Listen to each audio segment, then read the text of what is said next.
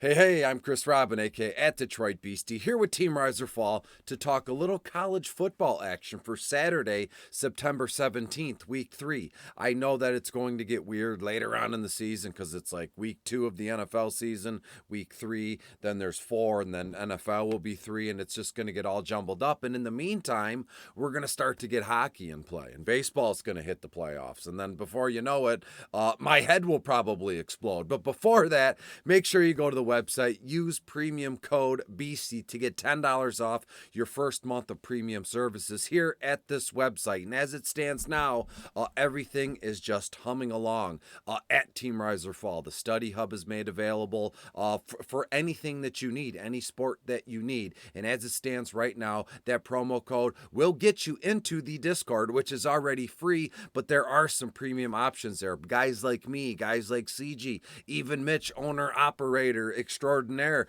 we put together little pre-lock shows almost every night over there on Discord. So I'm sure you know that there is a college football Discord channel there that are always talking this. I share my notes with them, that we talk it through, and we talk about this video. So enough with the flipping nonsense, Chris. Let's talk about college football today, right? And so I keep doing this. I have my notes. I got this nice, let me show you, this nice little stand here, right? One of my best friends, he had it in medical school, right? It helped him learn. He'd put his books on it and he could read and do it that. So I use this now in my office to pay homage to him. He's not dead, but he's still around. So I set all my notes there, but I notice when I watch the videos back, I'm not looking at you, and you're my audience. You're the folks that I want to talk to. So enough with the medical school chiseled wooden thing. We're going to read directly from the notes and we're going to get it, and we're going to go through these players quick. I want this sucker to be about 6 or 7 minutes. We'll get in, we'll get out. I'll share my notes. We build lines, we watch college football, and we win money. What is better than that? Okay, here we go. Let's start off with the quarterbacks per usual. I love the idea of Dillon Gabriel today. OU is going to Nebraska, and Oklahoma has looked good. Nebraska, we'll get to them, believe me, but Dillon, 10-5 on FanDuel, 9-5 on DK. And get this, Nebraska just gave up 642 yards to Georgia Southern last time out. So OU will do as they please against Nebraska's DST. And when we get to the bottom again, I have a great OU stack, and you could probably already figure it out. It's Dillon Gabriel and it's Marvin Mims finally in action. But I digress. Let's go down to the next one. Stetson Bennett. That's I almost said the F word. Stetson Benton. That's a fantastic name. We know him. We know where he is now. University of Georgia is going to play South Carolina. Stetson, 9-4 on FanDuel, 7-3 on DK. Stetson, a.k.a. Van Wilder, as I put in my notes. He's a chiseled veteran there for the Bulldogs there. But when you look at him, it looks as though the coaching staff has kind of cut him loose, right? Just look at his last 2 games. He's had 2 straight games of 300 plus more yards. I know the touchdowns will come, and what I was getting at is he's had 2 back-to-back games of 300 or more passing yardage, and as I said, the touchdowns will come, and they're going to come today. I can see that happening. As we move down the list, I got a Syracuse kid. You know, you love to show some love to some, not like a Power 5, right? Syracuse is Syracuse, the Orangemen. They're great, but they're not, you don't think of good, huge, unbelievably, competitive college football teams like Syracuse here. But Garrett Schrader, Syracuse is playing Purdue this weekend. Schrader, 11-2 on FanDuel. On DK, he's 6'4". And when you look at him, Syracuse, shout out to Syracuse's DST. That's why the play, like an offensive action of Garrett Schrader, is able to be made possible because Syracuse's defense is so good. And look, Purdue last week, they had major troubles with Penn State. So I could see a case here where Syracuse just keeps getting the ball, right? They get turnover. So their offense, i.e. Garrett Schrader, will have more time on the field to do what he needs to do. And get this one for all you DraftKings slappies. Over the last 2 games, I believe Garrett Schrader has had over 70 DraftKings points, 7.88 to be, specific on DraftKings. So it's not out of the realm of possibility to think that Garrett Schrader puts up another 30-point performance today. And we move on to Casey Thompson, who was in a few of my videos last year. But if I'm not mistaken, I won't even say this because I don't want to be so way off that you think I'm whacked out. So let's just keep it there. Casey Thompson, the Nebraska Cornhuskers quarterback, they're playing Oklahoma. We know Oklahoma's DST is very good, but get this. Casey Thompson, 9.5 on FanDuel, only 6.8 on DK. And again, as I said, the Oklahoma DST is stout and they're very good.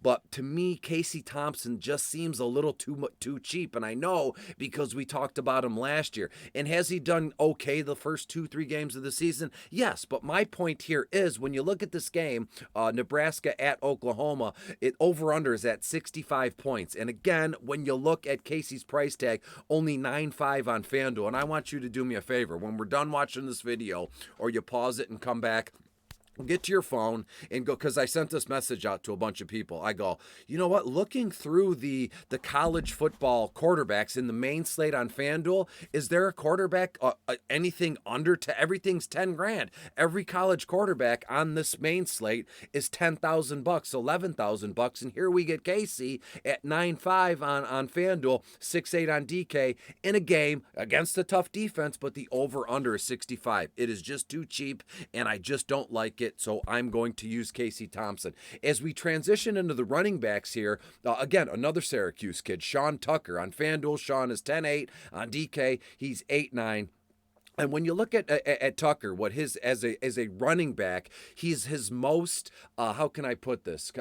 Again, as you can see, there's no script. I just go off the whim here. His most finest attribute so far this season has been catching passes. He's caught 10 balls in the last 2 games, and it looks as though we will get a full game from him. And by that I mean Syracuse has been blown out. Right? They've been blowing out teams, and they haven't been really competitive. So Tuck gets a little work in, he'll get his yardage and his receptions. But in this game against Purdue, I firmly believe that it is going to be a competitive game down to the last 0 on the clock here. So 100+ yards in 10 of his last 13 games. And again, more competitive game. We're going to see more Tucker. And again, 10.8 on FanDuel, 8.9 on DK. Get Sean Tucker in there. And as we go down, this next guy is going to leave you scratching your neck like I am. His kid's name is Jaden Ott. He plays for Cal. Cal's going to Notre Dame, and when you say, well, Notre Dame, weren't they just absolutely embarrassed a week or 2 ago? Yeah. And are they going to be hurt and bummed out? Yeah. Well, what is Cal going to do about it? I don't know, but let me explain this to you. Jaden Ott, 6.1 on FanDuel, 4.5 on DK. And when you look at this one, Notre Dame's DST is very good, but can Cal move the ball? Yes. Slow and steady. But what I'm looking at is just one home run ball from this kid, right? At cost, 6.1 on FanDuel, 4.5 on DK. One big play at his cost, and the value is made. 2 big home run plays by Jaden Ott, and we're rolling in dough here. So that's just a weird speculative ad on my end. If you choose to take it, you can, and we'll go from there. 2 other running backs, Eric Gray. As I said, I love the Oklahoma at Nebraska game. Eric Gray, 6.8 on FanDuel, 7.5 on DK. You know what you're going to get out of this kid. And again, when we get to the bottom, you're going to see some of the stacks that I like. And I'm sure you're smart enough to know Nebraska is going to make one of my favorite stacks here. And you got to add in Eric Gray, right? When we move down the list, just an honorable mention to, let's say, Kenny McIntosh. Georgia is playing South Carolina. Kenny McIntosh, 8.7 on FanDuel, 6.7 on DK. Kenny's going to be back into the fold here with the University of Georgia playing running back, and we'll get it moving on from there. Let's talk about a couple wide receivers, couple stack options, and we'll get the heck out of here. First and foremost is Marvin Mims. Finally, OU at Nebraska once again. Mims is 8.9 on FanDuel and 8.9 on DK as well, and he's better stacked with Dillon Gabriel, the quarterback who I mentioned moments ago. And to me, I don't know if you've seen it, but but it looks like Marvin Mims was just like like they froze him. He went stagnant, kind of last season and to start this year. But finally, it looks as though the OU coaching staff is opening up the playbook for Mims, and him and Dylan Gabriel are on the same page right now. They are right on it. So make sure if you're going to build the line and you're going to use OU, you're going to stack Dylan with Marvin. There's no other way around that one here. So one more time, Marvin Mims, 8-9 on FanDuel. As we go down, I have a double stack from two separate teams here. So you're looking at 4 receivers, 2 from each team. And the first one would be the Indiana Hoosiers are playing. I think they're going to Western Kentucky here, and it starts with DJ Matthews Jr. He's $8,000 on FanDuel, 5.9 on DK, and his buddy Cam Camper is 6.4 on FanDuel and $4,800 on DK. I'm thinking this one is going to be an unbelievably fast-paced game. No one's even going to think about stacking this game. The Hoosiers in Western Kentucky, who gives a crap here? But look, DJ Matthews, we know what he does. He scores the touchdowns while Camper gets into the action too. So here's 2 guys, same team on the Indiana Hoosiers roster that I think need to be talked about. As I said, DJ Matthews Jr. and Cam Camper. As we move on, yes, again, another Nebraska combo wide receiver stack, however you want to put it. Marcus Washington, he is 6.3 on FanDuel, and on DraftKings, he's 3.6. And Trey Palmer, his buddy, he is 7.1 on FanDuel and 4.2 on DK. Both are beautifully priced, and they're just begging us to stack them. Marcus Washington and Trey Palmer. OU's DST has been on easy street, right? And get my rationale here. So I like the idea of 2 Nebraska wide receivers, but they play Oklahoma, hook 'em horns, however you want to do it, and their defense has been good. So why would I want you to play 2 of the wide receivers against such a good defense? Well, get this, the OU DST has been on easy street for the first 2 weeks, and I think finally today Nebraska is going to test these guys, and we'll see what we get. And before you know it, we're going to have a great game of hundreds of yards and points and all this stuff. And I want in on it with the Marcus Washington, Trey Palmer, Nebraska stack. And as we move on, that is by far my favorite stack of the afternoon today for Nebraska. It starts with Thompson, Casey Thompson, their quarterback, Marcus Washington, Palmer, and Gray as their running back, and Indiana, the Indiana Hoosiers here.